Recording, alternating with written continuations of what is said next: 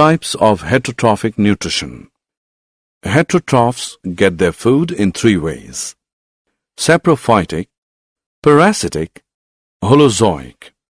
Sapro means rotten and phytic means nutrition.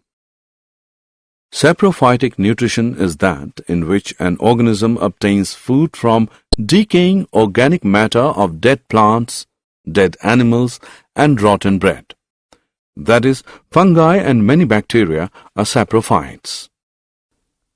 Para, which means besides, cytos means grain food.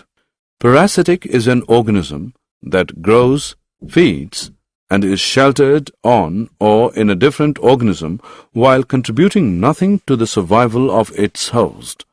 That is, Plasmodium, cuscutter, tapeworm, etc.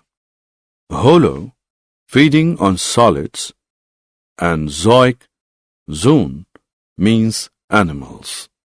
Holozoic nutrition is ingesting and using complex organic material as food as most animals do, that is man, dog, cattle, amoeba.